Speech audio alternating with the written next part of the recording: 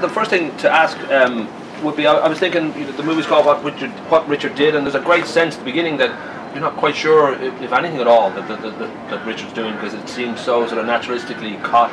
I don't know if there was a sense of approaching that. How far do we go before people realise there's something sinister maybe is going to happen here? Well, something. I think that's why the title's important, because I think what the title does is it puts in your head at the beginning as an audience that something is going to happen. And that lets you sit with those characters for those first phases of the film and go, okay, I'm watching this, it's all very real, it's very recognisable, you feel you're really with those kids, but we know something's going to happen. And that adds a sort of tension that pulls you through those first phases before things start to get dark. So titles are important. I was thinking, for Jack, for your character here, that there's he goes from the sort of gentlemanly sportsmanship to primal screaming. I don't know whether that sort of challenge of knowing that you've got to go through a pretty big range of emotions here was something that you knew at the start. Okay, this is going to be draining, or whether, I don't know whether you were somewhat frightened by the fact that you wanted to go through such a range. Well, I think the amount of time that we spent working on the film before we actually went in to shoot it meant that I was pretty well prepared, and we made sure it was pretty watertight before we actually went in. So by the time it came to it, I felt pretty comfortable, and even when things were, if we found an awkward moment during the day when we were doing something, Lenny would go, right, let's talk about it for a second and we'll figure out the problem and find a way to work it out. And we'd do that. And from that perspective, everything was very comfortable for me and I was quite happy. I know that I think there was a year of just sort of general kind of, meetings and those conversations were sort of, brought into. So regarding the script, I guess it was an ongoing thing right up to the day of the shoot, that it could be, depending on the mood and depending on what was sort of felt natural, what would happen. Exactly. We always had a draft, and that drafts as we worked through them were really informed by all the work we did, myself and Malcolm Campbell, the writer, all the work we did with the key cast, and so we were always very responsive to what we felt about the actors themselves and what would suit them, how they worked, what they sort of suggested to us. So we would be changing the script to fit the cast as much as trying to squeeze the cast into a pre-existing script. Plus conversations we had with cast about what was going on in the film helped us to kind of get truer, closer to the lives of people, of really the real people in the film. And we're older, and being around, it's very hard, I think, to write believably for people 20 years younger than you, more, unless you're around them a lot. So that process is very important. And then, as you say, right up to the shoot, I worked in a very loose way on this film, and I really enjoyed it, in that if I felt there was something not quite right in a scene, I was just really prepared to break it open and work on it and fix it and get it to the point, work with the actors to the point where we felt something really good was happening on screen. And quite often big things changed on the day, things that weren't there suddenly sort of emerged as being good ideas. We did, but it's not an improvised film. We did work from a script. It's just that script had been informed by all the work we did with the actors in advance. So it captures the truth of it, but then it's worked into a script. Maybe there were one or two scenes in the film where some improvisation was allowed because it fitted the bantery sort of situation, but generally it's pretty tightly scripted. I know when Element optioned Kevin Power's book Bad Day in Black Rock about a seemingly meaningless killing among schoolboys. I don't know whether it took a bit of convincing for you to say, well, I can do something with this, whether you were instantly sort of drawn, because obviously there's real life parallels and there's you're stepping into a very difficult area to get right. I mean, I was clear about one thing. I read the book and I liked the book a lot, but I didn't immediately know whether I wanted to make it into a film, and I sat with it for a while, and what happened was, really, I suppose, just the character that Jack ends up playing, Richard, is the character who I began to think about, and the impulse towards that character became the germ of the film. What I was pretty clear about was that I didn't want there to be any parallels in the film. Whatever people may say about the book, and it is a work of fiction, but there are certain resonances for sure. Whatever about that, I wanted to make sure that the film was completely fictional. I wanted just to develop the ideas with a cast naturally, in whatever direction they naturally went, without being constrained by talking about anything real. So once I sort of saw the film like that, I knew I was going to create a film inspired by the book, focusing particularly on this one character, and that we were going to take him, you know, go on a journey as writer and director together and with cast, then I was comfortable that, yeah, there's something I really want to do about this, and I can sort of stand over it. I know for you, Jack, your character, as one person says early on, he's the Rose of fucking Tralee. He's such a nice guy, he does the right thing every time, and until he does the wrong thing, and then he has to struggle with that. I don't know if it was important for you to like the guy, whether there was certain sense of you know, getting early on a grip on him and say, this is where he's at. I don't know if that all happened over the phone. You know, it was absolutely the case from very early on that we'd agreed you had to empathise with the character. No matter what happens, you have to be able to look at him and feel, I wouldn't want to be in his shoes, and I empathise with him. And that was, for me, that was the most important thing that I wanted to do with the character, was to make that a reality. And yeah, so that's how we went for it. Right from the start of the film, he's very much the kind of guy who is looking out for everybody else. He's you know, he's all about fairness and equality, and he's all full of that kind of good intentions for everybody else. So that's what makes it all the more tragic, I think, when it happens, because it's an accident that could happen in any walk of life for anybody, and it's just so much more destructive for him after he had all that good intention, all that goodwill for himself and for everybody else. I know that I'm just wondering, in regard to tapping into the character yourself, you were born in the US, but you grew up on the mean streets of Humphreys-Town, is it, in County Wicklow? I did, yeah. Right. I was born, that's right. Right, but that sort of, that D4 kind of set, I mean, I don't know if there was it was easy to tap into that, whether you kind of related to it, whether you sort of knew these people, whether you knew this world, like you know, going to the beach with duvets in British Bay might have been something you had to do before, because that's the Irish guy. Yeah. So I'm guessing it was that part of it was sort of very natural and very kind of, you know, probably existential a little bit, because you know you're sort of dealing with something close to home. Yeah, well, I have to say, you know, I'd moved up at a young age to Dublin. I was brought up in County Wicklow, and when I was 12 I went to Dublin to go to school there, and I went to a school that would have been similar to where these guys would have gone in the film. That's right, I went to Belvedere. But I was never part of that group. I never really was part of the guys who went down to Britis and the rugby heads and that kind of thing, although I had observed it. So it was something that I understood and that I knew I could tap into and stuff, and I was comfortable enough in that. But it wouldn't really have been a world that I inhabited growing up. I know that you've said in regard to Jack's character that he's a guy who has to, I'll just quote you, digest a lifetime's worth of self-disillusionment in one big blast, which would be a dark day for even just as an actor to sort of get that point where you can stare at a kitchen cabinet and you know, sort of feel what the hell is going on here. Was it a hard shoot at times like that, just to find Absolutely. There was times where there was times when it was challenging to find those moments, and there was other times when, having found them, it was just really heavy and very intense. And there was days when I had to go home and I'd call Lenny on the phone and have a chat with him, because I felt really like, you know, it was exhausting emotionally and physically exhausting as well. A lot of those scenes are, you know, they're full. There are these.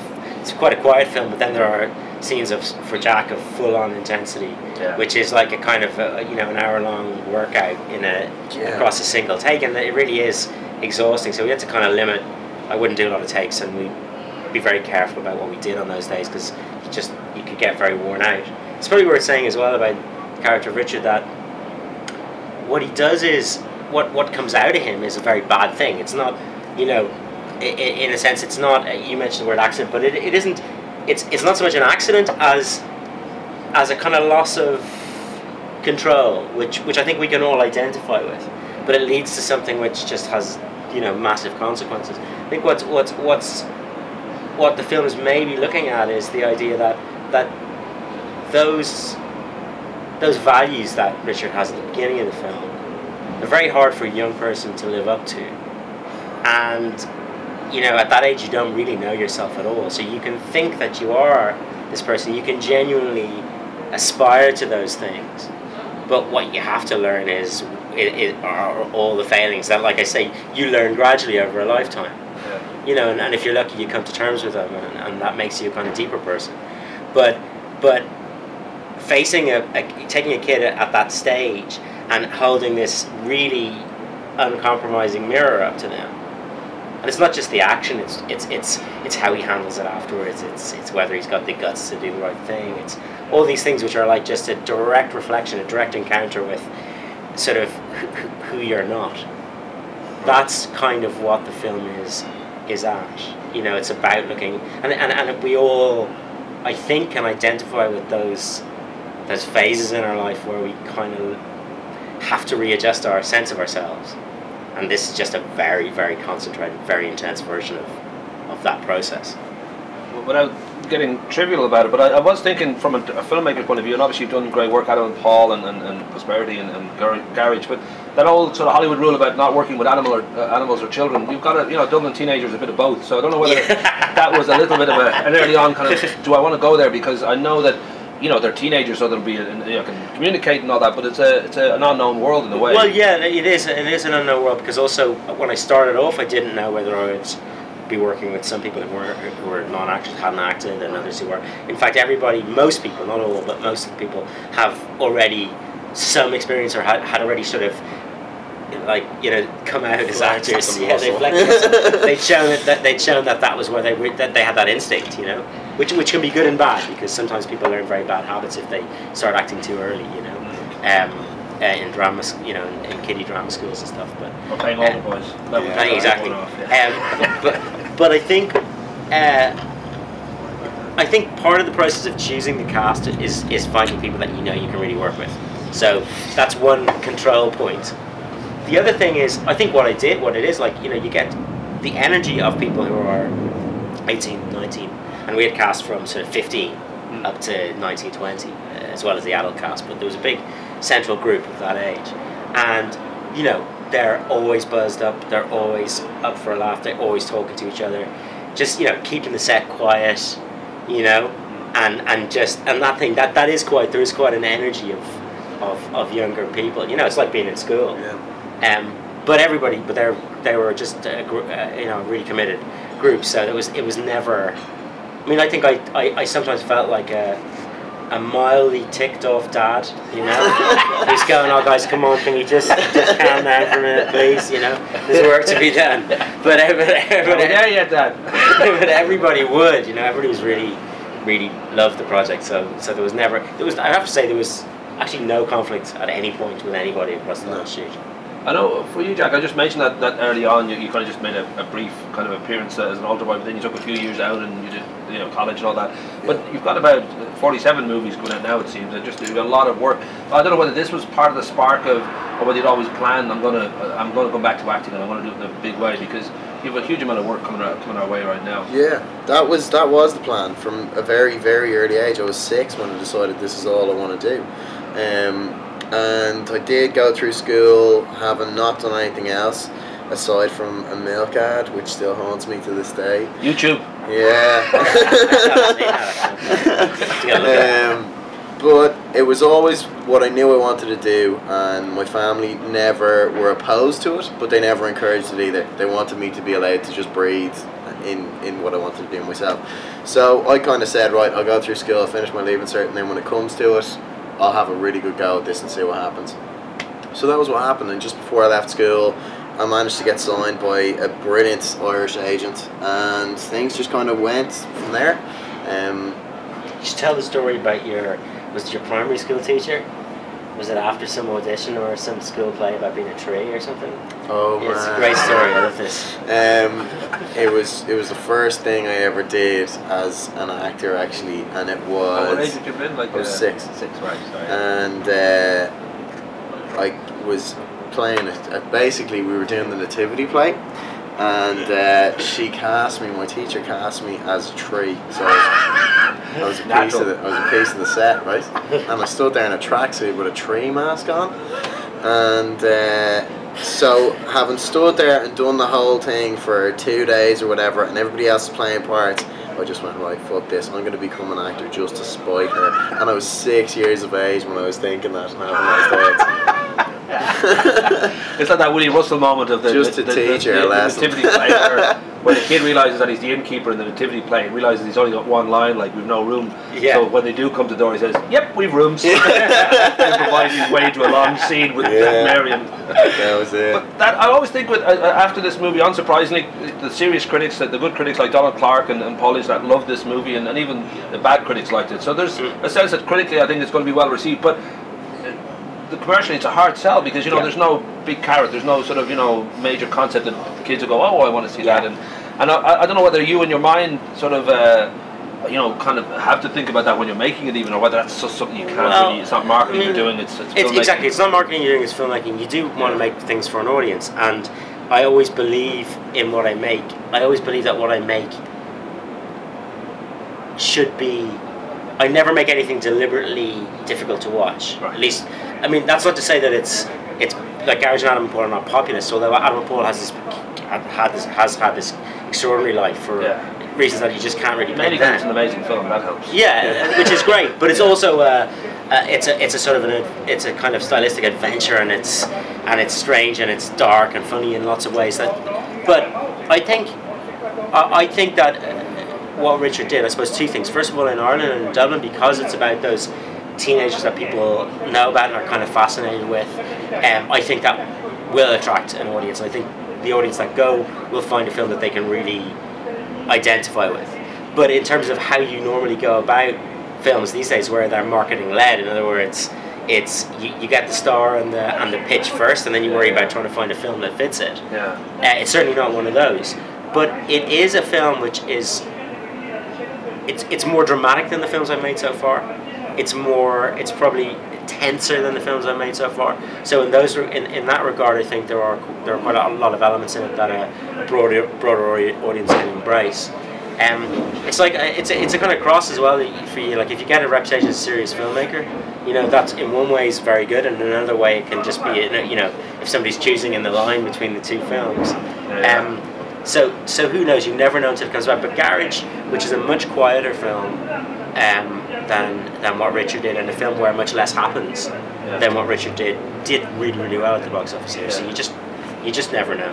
And I know that we live in a time, and thanks to Spielberg and Bruckheimer, people like that, where you almost need a one-line pitch when people are just saying, "What is this?" And so I've always thought with Adam and Paul, that was like Beckett does Midnight Cowboy. And with with Garage, it was like Fodrick Gump, but without the magic realism. Yeah, right. I don't know if there's certain things in your head, references for even the guys who watch certain movies. This is a lot more Dardenne than it is, Disney. It is more Dardenne than Disney.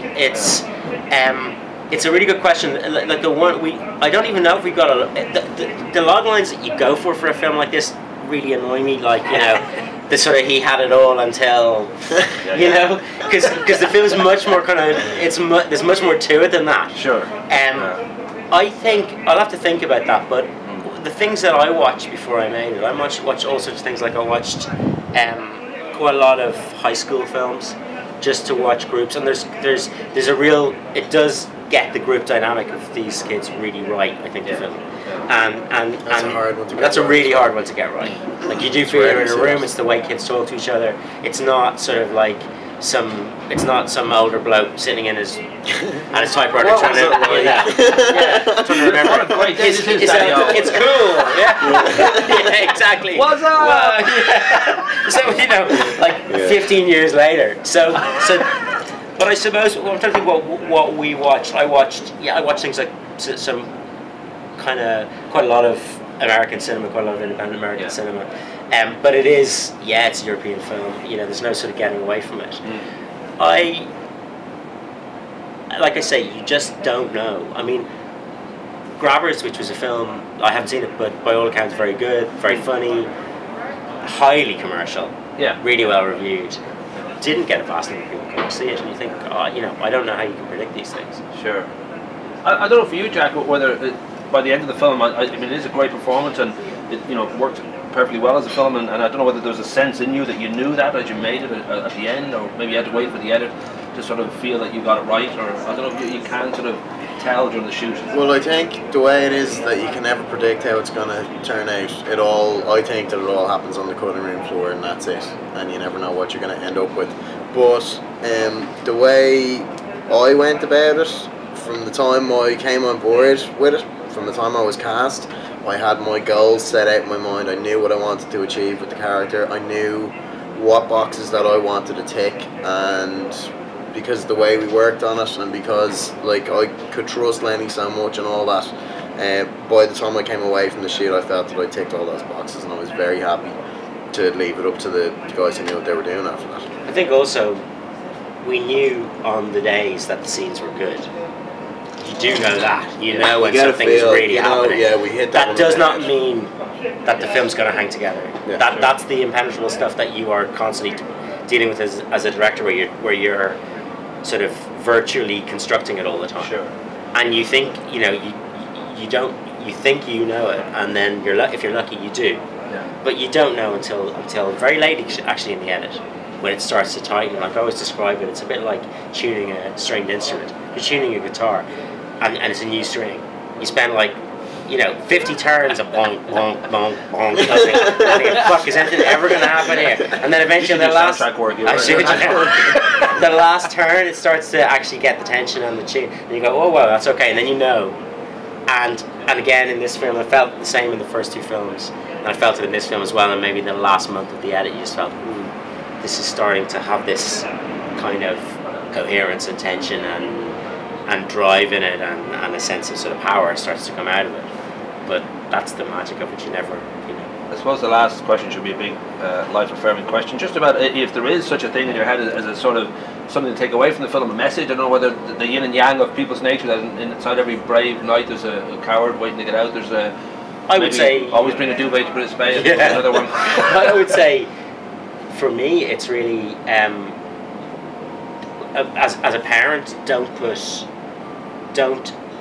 give your children a sort of impossible ideals to live up to, because and allow people to fail and for that to be okay, because one of the problems that Richard has is that he's never fucked up, and what happens early in the film is he just fucks up a little bit, and that kind of snowballs into senses of resentment of he can't really take that, so he gets kind of aggressive towards the people around him, and so I think that we'd be better off not inculcating,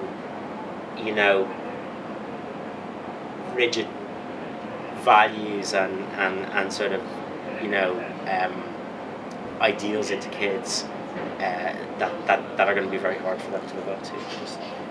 Does that make sense? I guess you feel like a better person afterwards. By proxy, you lived through something here, so I'm sure you feel like a richer, deeper person after the film.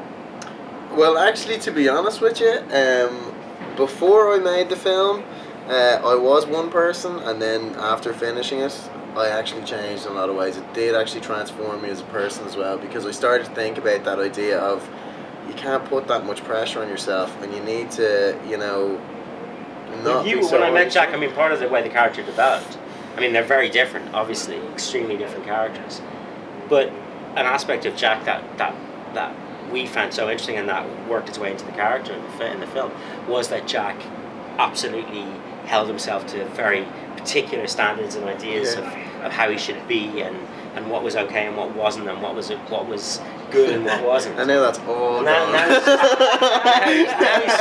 he's fucking shoplifting his way up Henry Street. I just saw him take sugar ball on the way up there. Lovely to talk to you guys. Yeah, really sweet. Thanks very much. Lovely to talk to you.